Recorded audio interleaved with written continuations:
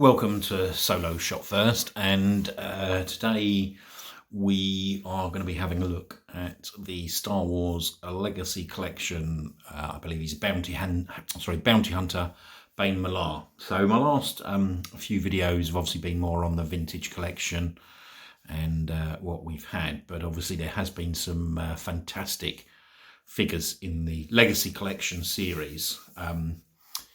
Probably, well, so many. I mean, I haven't got a clue about all of the different ones in there, but I managed to pick this one up quite a while ago. And the actual packaging on this is really, really nice. The design, obviously, of this part of the Legacy Collection, the back of the card, obviously, is sort of part of a Stormtrooper helmet. And the figure itself looks quite nice. In this bubble, this is BD7 from the Star Wars Legacy Collection, Bane Malar, and it does obviously come with that Builder Droid droid factory part as well. But nice looking card back. Probably be a bit of a shame to get this off, but I don't. Other than the vintage ones, you know, at the end of the day, this is a bounty hunter. I love my bounty hunters, so. Yeah, it looks a nice looking card. Not too much more to say on that. We'll have a look at the figure in a little bit more detail, but let's have a look at the back of the card. Okay, so the back of the card, I think what was nice about these as well with regard to the Legacy Collection, which we haven't been getting obviously in the modern vintage, it does tell you a little bit more about the actual figure and the character and where he comes from. So the text on this basically is sort of explaining the mysterious bounty hunter Bane Malar occasionally visits Jabba's palace on the Western Dune Sea. He reveals little of himself, causing suspicion among the Hutt's hangers-on and rumours that Malar is a telepath who steals people's secrets to use against them later. Anybody wants to expand on that, please do. But as I said, it's a nice looking figure. The other really nice part, obviously, on this, and they do it obviously in the modern vintage, but it does show you the other characters that were part of this range. So you've got Han Solo, Luke Skywalker, Chewbacca, Leektar and Nippet, Akrev, and then you've got Yana Dalgargan, I think that's pronounced, Bane Malar himself, and Darth Vader. And there's a number of these figures, for example, that easily could be sort of upgraded and repacked and put in as part of that modern vintage. I mean, I know that they did, there were a couple of the sort of deleted scenes with that sort of Luke and Han in that type of disguise in the vintage collection, I believe. Please correct me, anybody in the comments, if anybody knows more. That Chewbacca looks nice. I mean, that Leektar and Nippet, again, they could just make some adjustments. And Akrev is an interesting character because I believe that figure's not superbly articulated, which facial sculpt looks superb and could easily be repacked in the vintage collection. And the same with, I mean, the actual, I believe that Yana Dalgargan figure is a very nice looking figure, and that could just simply be repacked. Anyway, sorry, I digress.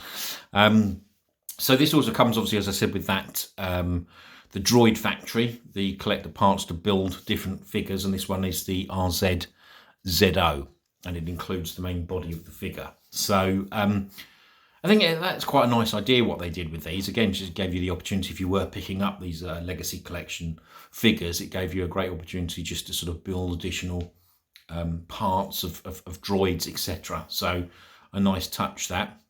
It'd be nice if they did something like that again, but I'm not quite sure Hasbro will go down that road. So nice looking back of the card as well. Let's just go back to the front.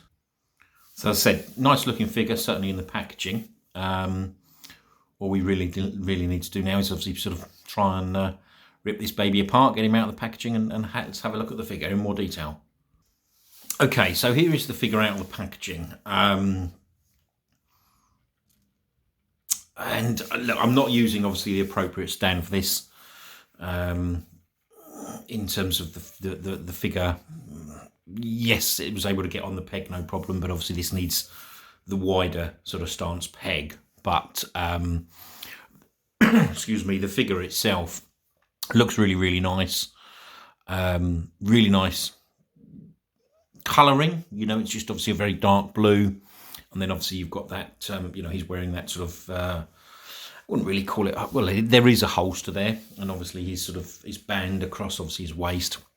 And then you've got the, across his chest and obviously his back, you know, he's sort of wearing the,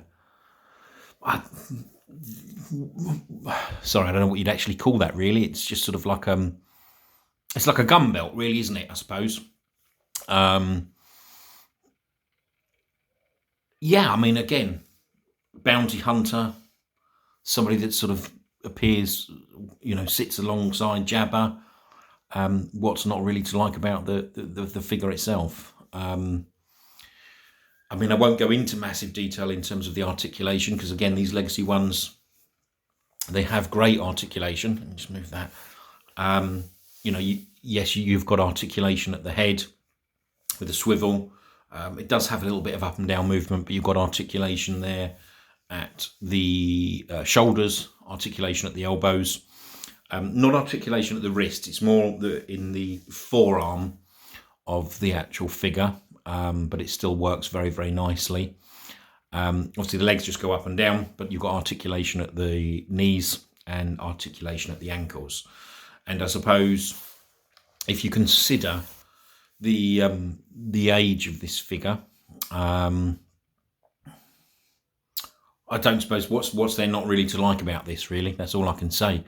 It is a nice looking figure. It's a bounty hunter and a good character. The figure itself obviously comes with the, well, it's actually got the 3 accessories. So you've got the rifle that he's carrying, not very well put in his hands by me there, and that's a little bit soft, or a little bit, it's got a little bit bent, but that's probably just in the packaging over the years, and nothing that if you just sort of put in a cup of boiling water and then straighten it out, you can do that.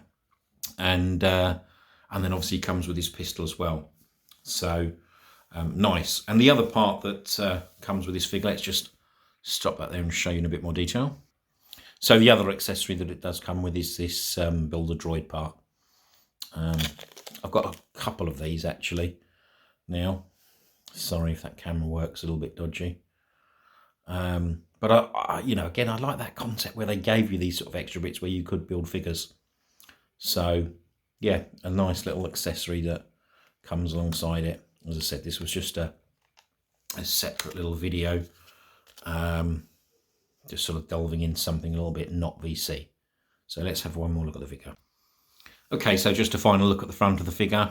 As I said, it has got, for its age, it's got great articulation. This could be easily repacked in the modern vintage collection, or it would just need a couple of minor upgrades in terms of things. For example, like instead of having the swivel at the sort of the arm, it would be more in the wrist, and possibly you know, it could have sort of rocker ankles and a little bit more articulation, sort of like a barbell around the sort of the sort of the groin area, if you want to call it that. But wouldn't take much to upgrade this figure, but I don't think it needs a great deal more. It's a really nice looking figure.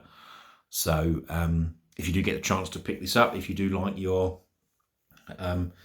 Jabba's goons, if you want to call them that, or you like your bounty hunters, this is well worth picking up. So I hope you enjoy this video. If you do, please hit the like button. And if you want to subscribe, there'll be more videos coming. If you've got any comments or questions, or even add to the sort of things, or add anything to what I've discussed here, please do. As I said, hope you enjoy the video, and I'll hopefully see you on the next one.